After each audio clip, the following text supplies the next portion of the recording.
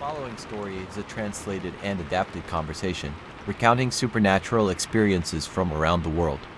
This content is intended for entertainment purposes only. Listen with an open mind and enjoy the thrill of the unknown.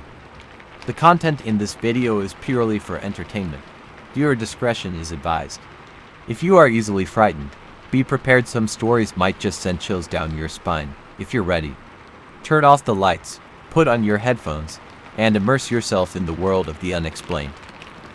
The Dyatlov Pass incident. The wind howled through the dense forests of the Ural Mountains as a group of 10 seasoned hikers prepared for their expedition. Their destination, Kholat-Syakhl, a name the indigenous Mansi people translated as Dead Mountain. None of them knew that only one among them would live to tell the tale. Their leader, Igor Dyatlov, was a 23-year-old engineering student from the Ural Polytechnic Institute. He had handpicked this group 9 others who were strong, intelligent, and experienced hikers.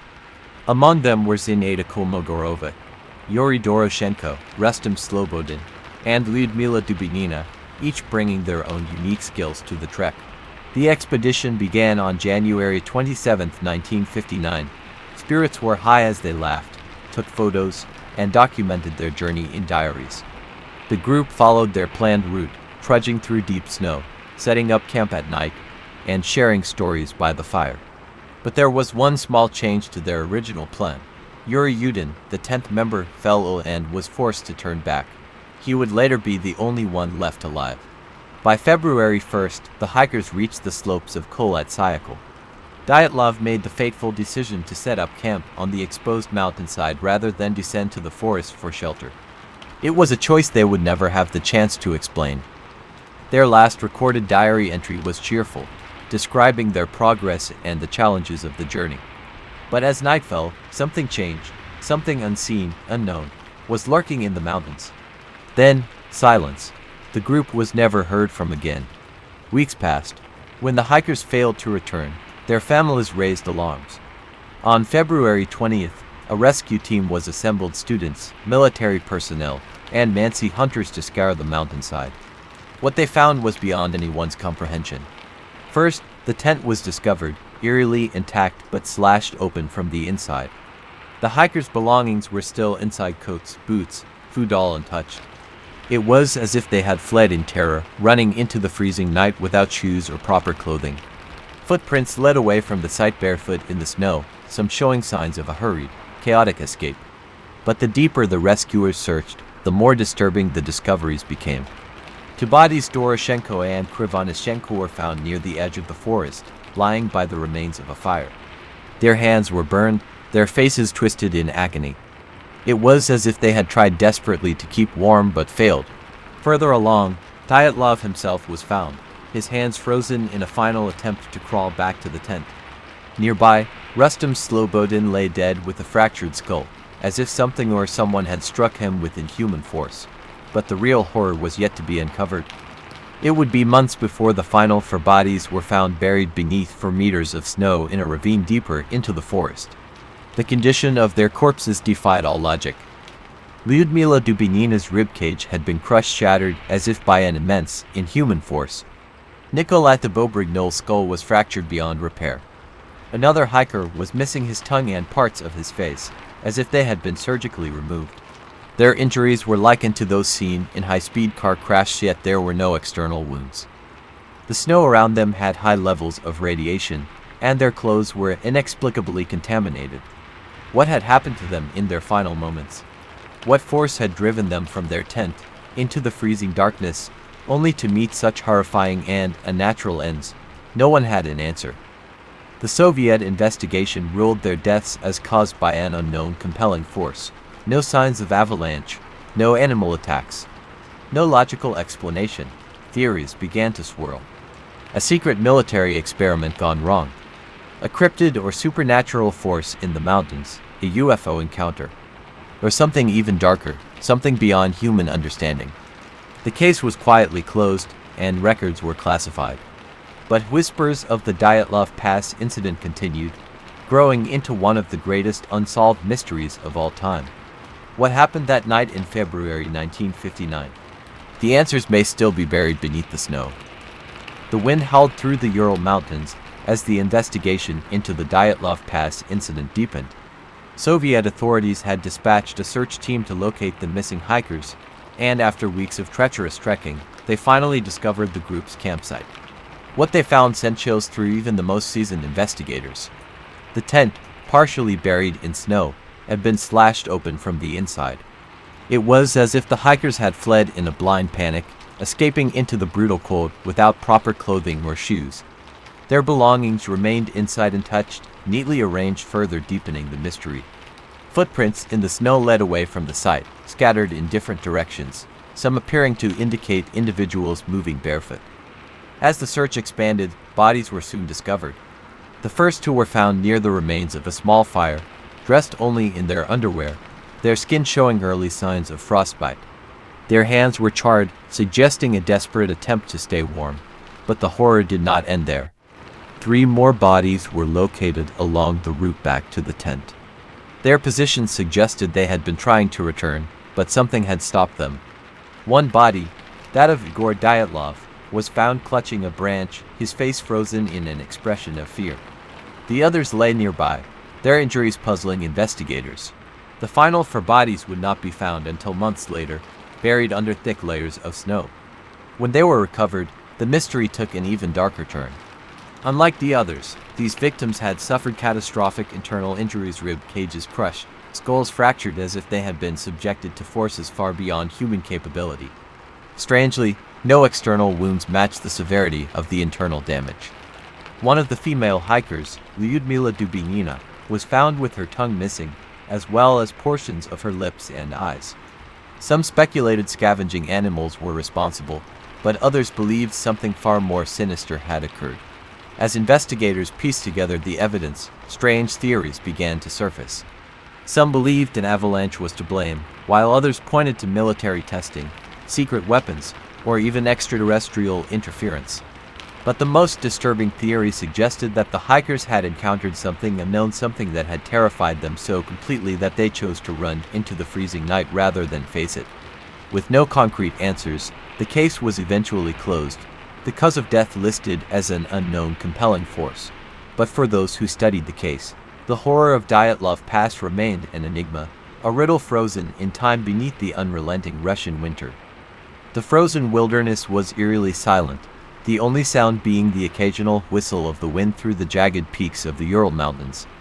As the investigators continued their search for answers, new and disturbing discoveries began to emerge.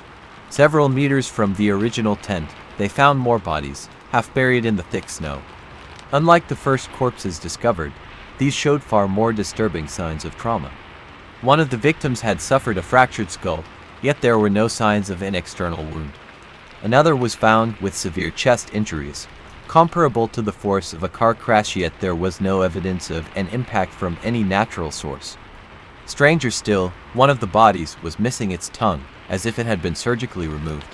The condition of the corpses baffled the forensic experts. How could such force have been applied without any external bruising?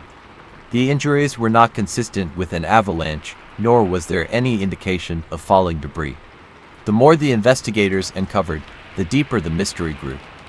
The surrounding environment only added to the chilling puzzle.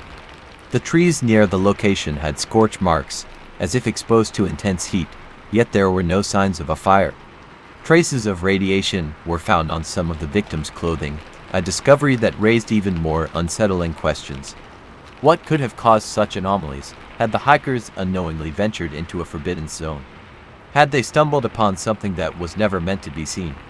Local Mansi tribesmen, familiar with the region, were questioned about the possibility of supernatural involvement. They spoke in hushed tones about an ancient curse, warning that the mountain was known as Kolat-Syakal, the Mountain of the Dead. Whether these tales were rooted in fact or mere superstition, they only added to the growing unease surrounding the case. Rumors spread like wildfire. Some suggested a secret military experiment gone wrong. Others theorized a Yeti-like creature had attacked them. And then there were those who believed something far more otherworldly was at play, an encounter with an unidentified flying object. Reports surfaced of strange orbs in the sky on the night of the hikers' disappearance. Could it have been extraterrestrial interference? As the days passed, the official investigation struggled to provide definitive answers. The Soviet government hastily classified many of the findings, leaving the public to speculate wildly. With no conclusive explanation, the case was quietly closed with an ambiguous cause of death, a compelling natural force. But what exactly did that mean? Even decades later, the Dyatlov Pass incident remains one of the most chilling and unresolved mysteries in modern history. The truth may still lie hidden beneath the ice and snow, waiting for someone brave enough to uncover it. The eerie silence of the Dyatlov Pass hung thick in the air as investigators combed through the snow-covered campsite. The half-buried tent stood as a silent witness to the chaos that had unfolded, its fabric slashed from the inside out. What had driven 9 seasoned hikers to flee into the freezing wilderness in nothing but their underclothes? Strange findings in the snow. As rescuers searched the site, they discovered the first 2 bodies near the remnants of a small fire. Yuri Krivonishenko and Yuri Doroshenko lay barefoot and dressed only in their undergarments. Their hands were burned, as if they had desperately tried to keep warm, yet the strangest detail was the expression frozen on their faces and a natural grimace of terror. Further along the tree line, 3 more bodies were found: Igor Dyatlov, Zinaida Kolmogorova, and Rustam Slobodin. They appeared to be making their way back to the tent when death overtook them. Slobodin's skull bore signs of a fracture, yet no external wounds suggested an attack. Something, whether panic, exposure, or an unseen force, had left them scattered and lifeless in the snow. The final 4 weeks, the remaining 4 hikers were nowhere to be found. It wasn't until the snow began to thaw in May that their bodies were discovered in a ravine nearly 75 meters from the tree line. But these bodies held even more chilling secrets. Lyudmila Dubinina's ribs were crushed, and her tongue was missing. Alexander Kolevatov's body showed no visible wounds but displayed high levels of radiation. Nikolata Bobrignol had sustained a massive skull fracture, one that experts likened to the force of a car crash. Yet, curiously, none of their bodies had any external signs of trauma, only internal devastation. Theories take shape. With such a bizarre collection of injuries, theories began to swirl. Some believed an avalanche had crushed the hikers, but the lack of displaced snow made this unlikely. Others suggested that the group had encountered a top-secret military experiment gone awry, perhaps a weapon test that left them panicked and disoriented. Then, there were the more supernatural explanations: aliens, yetis, and interdimensional beings. One particularly chilling theory pointed to infrasound low-frequency vibrations created by the wind passing through the mountains. Some researchers speculate that such sounds can cause intense feelings of dread and panic, leading to irrational behavior. Could this explain why the hikers slashed their way out of their tent and ran into the deadly cold? The deeper the investigators dug, the more questions arose. How had the hikers sustained such violent injuries without external wounds? Why did some of their clothing test positive for radiation? And what of the strange orange orbs reported in the sky that same night? As the mysteries of Dyatlov Pass deepened, it became clear that there were no simple answers. The expedition had ventured into the mountains seeking adventure but had stumbled into something far more sinister. The chilling puzzle of Dyatlov Pass remained unsolved, but the search for the truth was far from over. The wind howled through the frozen slopes of the Ural Mountains as the remaining investigators combed through the campsite, their flashlights flickering against the icy remains of the hikers' last moments. By now, the scene had become more than a simple tragedy. It was a puzzle wrapped in fear, stitched together with conflicting evidence and inexplicable horrors. The discovery of 3 more bodies, buried deep under the snow, only intensified the mystery. These corpses, unlike the others, bore injuries so severe they defied logic. One body had a crushed skull, another had shattered ribs, and yet there were no external wounds to suggest an impact strong enough to cause such destruction. The medical examiners likened the force to that of a car crash, but there were no signs of an avalanche, no indication that anything natural had caused such trauma. Then, there was the most unsettling find of all, the body of Lyudmila Dubinina. Her face was frozen in an expression of terror, her mouth unnervingly agape, but it wasn't just her expression that haunted the investigators. Her tongue was missing, completely torn out. Some reports even suggested her eyes were gone, scooped from their sockets as if by an unseen force. Theories swirled. Was it scavenging animals? a desperate struggle, or something far worse. Radioactivity tests conducted on the hikers' clothing added another layer of confusion. Certain garments exhibited traces of radiation, though the source remained unidentifiable. How could ordinary hikers, with no known connection to nuclear materials, have been exposed to such dangerous substances? With each piece of evidence, the questions only multiplied. If an avalanche was the cause, why was the tent cut from the inside? If the group had fled in terror, what had they seen that was so horrifying it drove them into the deadly cold? If natural forces were responsible for their injuries, why did some of them seem almost surgically inflicted? The case teetered on the edge of the unexplainable, pushing investigators into the realm of the supernatural and the conspiratorial. Some whispered of Soviet military experiments gone wrong, tests with secret weapons or exposure to classified materials. Others believed in something far beyond the understanding of science, something lurking in the shadows of the Dyatlov Pass. As the official reports neared their conclusion, a chilling phrase was used to describe the fate of the hikers: a compelling natural force. But what force? What natural occurrence could cause such selective, bizarre destruction? With the world demanding answers, the Soviet government swiftly closed the case, sealing many details from public knowledge. But the story was far from over. The final episode would delve into the theories that refused to die, the whispers of survivors who knew more than they dared to admit, and the strange occurrences that continued to plague the Dyatlov Pass for years to come. The snow-covered landscape of Dyatlov Pass had swallowed its victims whole, leaving behind a puzzle that haunted the minds of investigators for decades. As the final pieces of evidence were examined, a chilling realization began to settle in. The inconsistencies in injuries, the radiation traces, the inexplicable force that tore through their bodies, nothing aligned with a simple explanation. The autopsies revealed internal injuries equivalent to a high-speed car crash, yet there were no external wounds to match the sheer force of the trauma. What could cause such devastating damage without leaving a trace?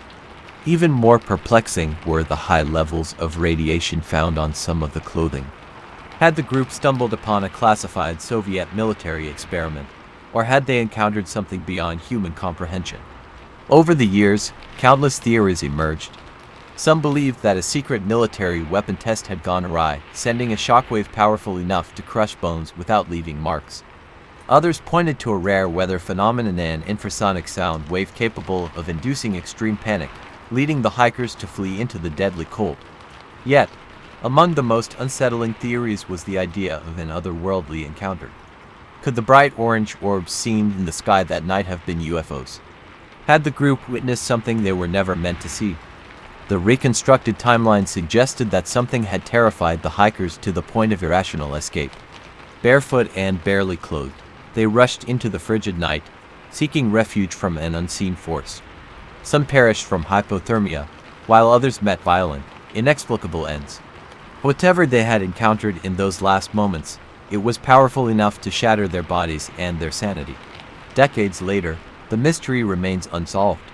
New expeditions to the site have yielded little more than speculation. No definitive evidence has surfaced, and no conclusive explanation has been given. The Russian government has closed and reopened the case multiple times, each time offering theories that fail to answer every lingering question. Even now, travelers and investigators who visit Dyatlov Pass report an eerie silence that seems to stretch across the landscape, as if the mountain itself remembers the horror of that night. Some say the wind carries whispers, the voices of the lost hikers still calling out, trapped in the cold abyss of history. The Dyatlov Pass incident remains one of the most terrifying and perplexing mysteries in modern history. Whether it was a force of nature, a military cover-up, or an encounter with the unknown, one thing is certain: the truth lies buried beneath the snow, waiting for someone brave enough to uncover it. And yet, perhaps some mysteries were never meant to be solved. The Kelly-Hopkinsville encounter. It was a humid summer night on August 21, 1955, in the small, quiet town of Kelly, Kentucky. The sun had just set, leaving behind streaks of crimson and gold across the horizon. Inside a modest farmhouse on the outskirts of town, the Sutton family gathered after a long day's work. The air was thick with the sounds of crickets chirping and the distant hoot of an owl. Just another ordinary night in rural America. But something was coming. Billy Ray Taylor, a friend visiting from Pennsylvania, stepped outside to fetch water from the well. As he looked up at the dark sky, a sudden flash of light streaked overhead brighter and closer than any shooting star he'd ever seen. The object glowed with an unnatural greenish hue before disappearing behind the trees with a faint, eerie hum. Billy Ray sprinted back inside, breathless. "I just saw a flying saucer land in the woods," he shouted. The Sutton family, skeptical but curious, followed him outside. The woods were eerily silent now, no crickets, no wind, just an oppressive stillness that weighed on them like an invisible force. Minutes later, the family's dog began growling low in its throat, staring toward the tree line. Then, they saw it two glowing yellow eyes peering at them from the shadows. The figure emerged slowly, its body small and metallic, no taller than 3 feet. It had long, spindly arms that nearly touched the ground, and its oversized head reflected the moonlight with a silvery sheen. The creature moved unnaturally, almost floating as it drew closer to the house. Panic took hold. Elmer Lucky Sutton grabbed his shotgun. Without hesitation, he fired at the creature. The blast echoed through the night, and the figure flipped backward only to rise again, unscathed. "It's not human," whispered Billy Ray, clutching his rifle tightly. The family rushed inside, bolting the doors and windows, but the creatures weren't finished. Soon, scratching noises echoed from the rooftop, followed by the soft thud of something or some things landing on the house. The sound of claws dragged across the metal roof, slow and deliberate. Lucky fired another shot through the ceiling as the scratching intensified. But when they checked the roof later, nothing was there, no blood, no signs of any creature. The fear inside the house was suffocating, as if the very air had thickened with dread. "They're toying with us," Elmer muttered, sweat dripping down his face. Outside, more of the small figures appeared, circling the house. Their glowing eyes watched from every direction, shimmering in the darkness like tiny lanterns. Shots were fired again and again, but the creatures seemed immune to the family's weapons. As midnight approached, the siege continued. The family huddled together, every shadow in the room stretching like claws toward them. The tapping on the walls never stopped, nor did the distant, high-pitched chittering noises that seemed to seep in from every crack in the house. Then came the worst realization. They weren't just outside anymore. In the dim glow of the kerosene lamps, the family saw a pair of shimmering eyes peeking through the window, this time from inside the house. The clock struck midnight, but time had lost all meaning for the Sutton family and Billy Ray Taylor. The oppressive fear inside the small farmhouse was thick enough to choke on. Every shadow seemed alive. Every creak of the wooden floorboards felt like an ominous warning. The family was huddled in the center of the room, guns gripped tightly in trembling hands. Outside, the eerie glow of those yellow eyes cut through the darkness like knives. And then tap, tap, tap, the sound echoed from the windows. Something, or many things, were trying to get in. Billy Ray's breath hitched as he turned toward the window. A pair of glowing eyes appeared just inches away, staring back with an intelligence that felt ancient and predatory. Without thinking, he raised his rifle and fired. The blast shattered the glass, but when the dust settled, nothing was there. Not even a trace of blood or shattered remains. Just the wind, whispering through the broken window like the breath of something unseen. "They're not trying to hurt us," Lucky Sutton muttered, his voice hollow. "They're playing with us." That's when they heard the unmistakable creak of footsteps on the roof. The claws dragged slowly, deliberately, across the metal like nails across a chalkboard. The family's eyes darted upward, terror twisting in their stomachs. The siege wasn't limited to the outside anymore. From the shadows inside the house, faint figures began to appear, thin, spindly shapes moving just out of sight. A chill filled the room as one of the children screamed, "It's in here!" Lucky spun around just in time to see a small gray figure slither back into the shadows behind a door. Another shot rang out. Nothing. The creature was gone, if it had even been there at all.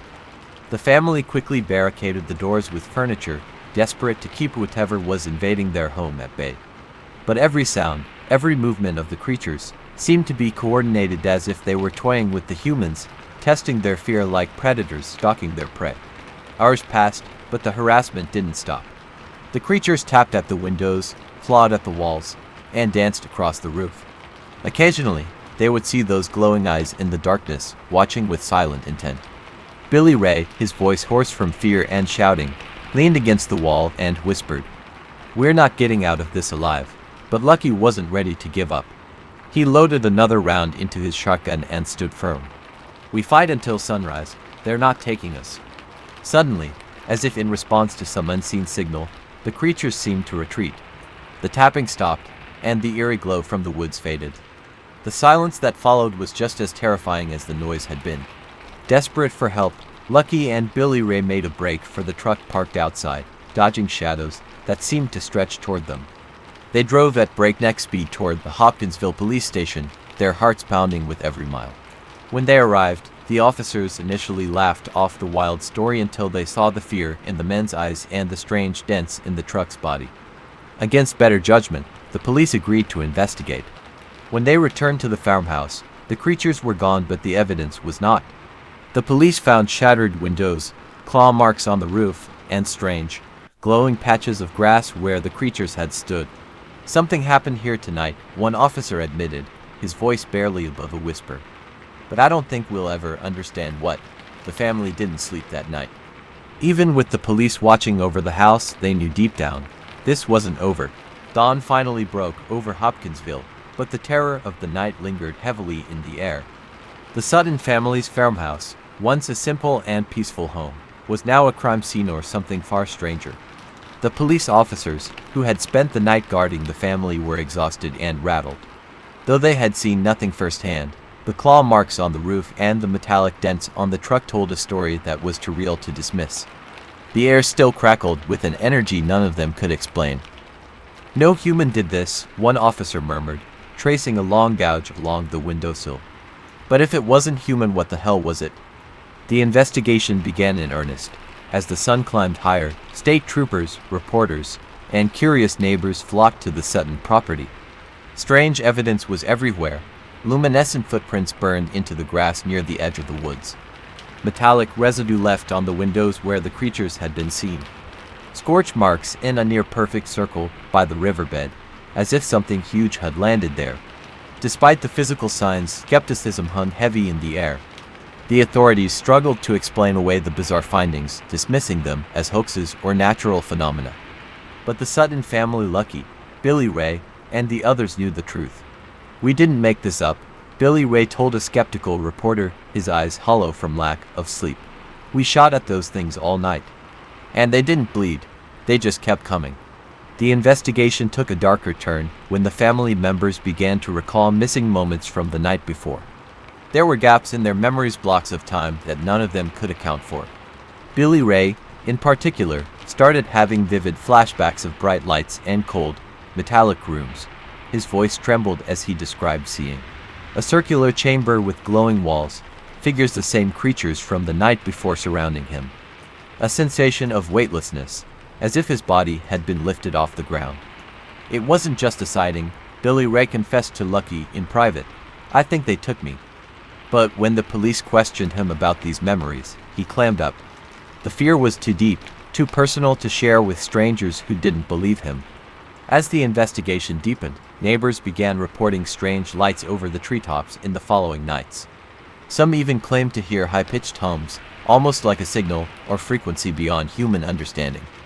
"It's like they're still watching us," Lucky muttered late one night, peering out the window with a shotgun resting on his knee, "like they're waiting for something."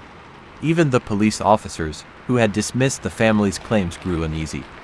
One officer reported seeing a glimmering object dart across the sky, moving faster than any plane could. He never officially filed the report. Just as the family began to settle into a fragile sense of normalcy, new signs of the visitors' return began to surface. Claw marks reappeared overnight, freshly carved into the wood of the barn. Faint, inhuman footprints traced circles around the house.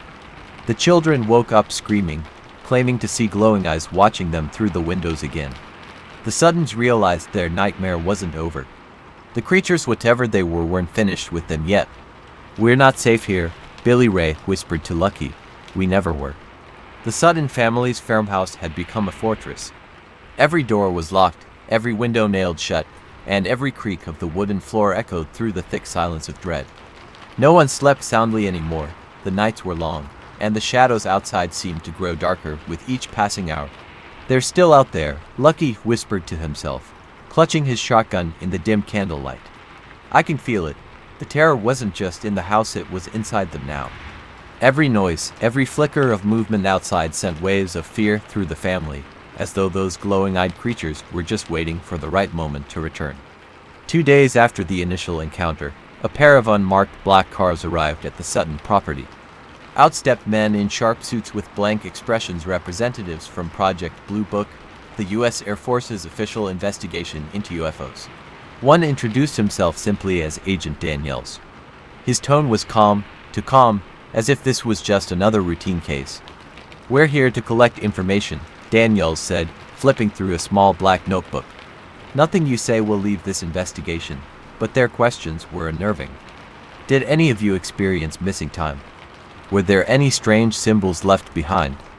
Have you noticed changes in behavior or thoughts?" The Suttons hesitated. Why were they asking about thoughts? Had something been implanted in their minds that night? When Lucky asked if the Air Force had encountered similar cases before, Daniels simply smiled. "Let's just say this isn't the first time." That night, Billy Ray's dreams turned darker. He woke up in a cold sweat. The memory of glowing eyes and metallic hands burned into his mind. But something else was wrong. A sharp pain throbbed in his neck. Rushing to the bathroom mirror, he found a small, circular scar mark that hadn't been there before. A perfect circle, too precise to be natural. "Lucky," Billy Ray said shakily. "I think they did something to me. I think they left something inside." Desperate for answers, Lucky took his brother to a local doctor the next day. X-rays revealed something even more horrifying: a tiny metallic object lodged deep beneath Billy Ray's skin, near the base of his skull. "That's not from any surgery I've ever seen," the doctor murmured. "It's almost too advanced." As night fell again over Hopkinsville, the familiar pulsing lights reappeared above the treetops. The family gathered in the living room, weapons ready, their nerves stretched to the breaking point. Suddenly, the power cut out and oppressive silence swallowed the house. Then came the distant hum, low and vibrating through the floorboards. "They're here," whispered June Sutton, clutching her child close. "Oh God, they're back." Through the windows, faint shadows darted across the field, small, hunched figures with those unmistakable glowing eyes. But this time, they weren't just lurking outside. This time, they were getting closer. A sharp metallic sound echoed from the back door. Scratch, scratch, scratch. Lucky's hand trembled as he aimed his shotgun toward the noise. The door rattled on its hinges, then suddenly stopped. The silence was worse than the scratching. In the dead of night, Billy Ray awoke with a start. The pain in his neck flared violently, and in the silence of his room, he heard something not with his ears, but in his mind. A voice, mechanical, distant, but clear. "We are not finished with you." His eyes snapped open. Standing at the foot of his bed was a figure bathed in soft blue light, not quite solid, but not entirely a hallucination either. Frozen in fear, he watched as it slowly raised a long, thin hand pointing toward the woods beyond the window, come back to where it began.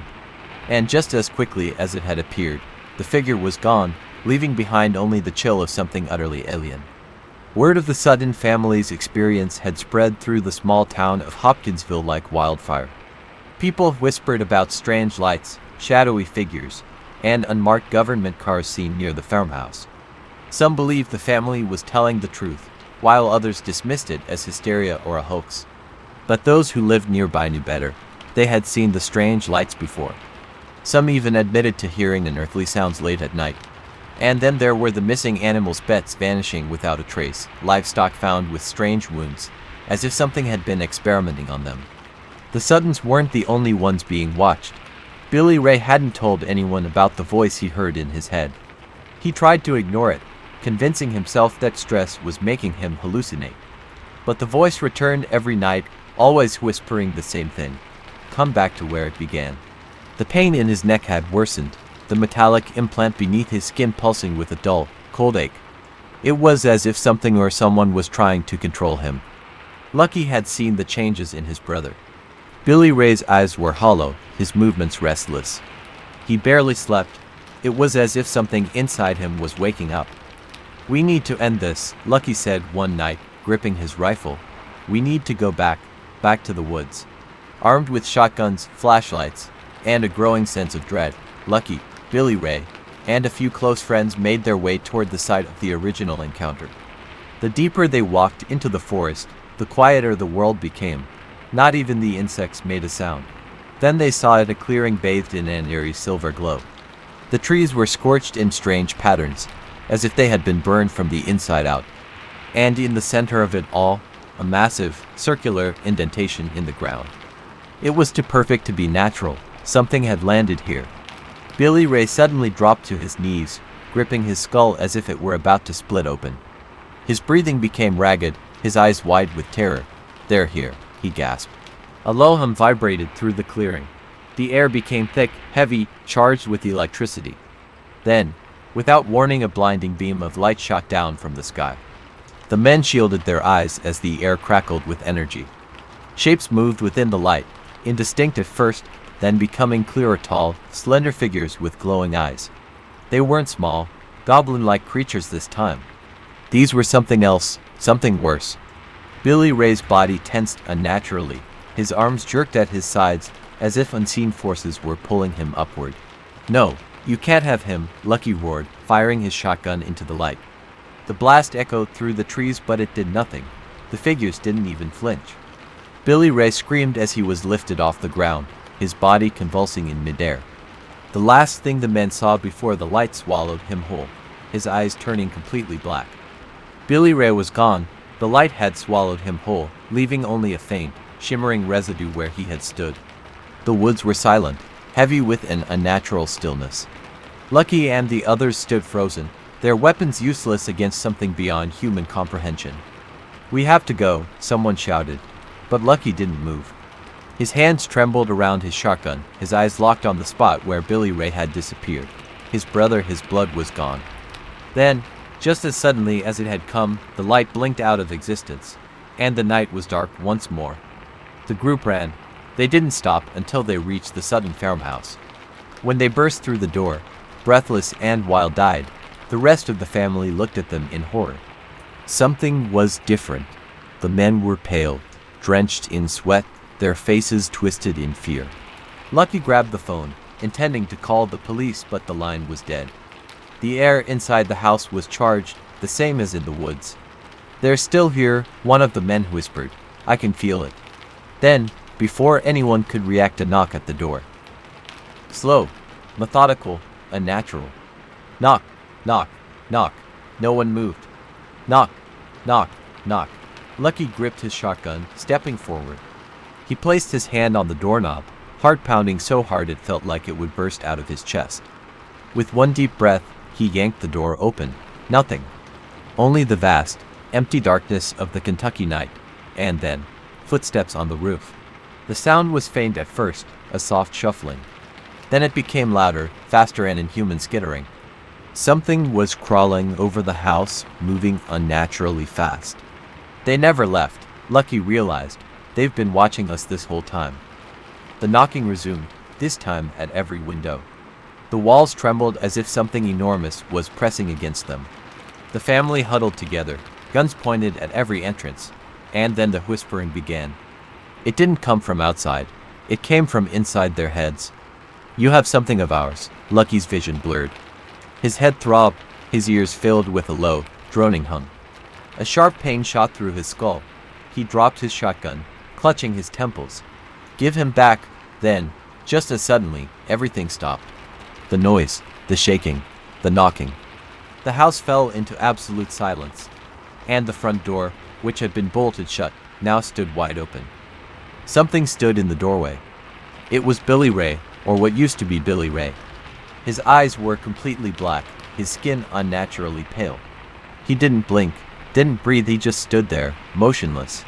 "Billy," Lucky whispered.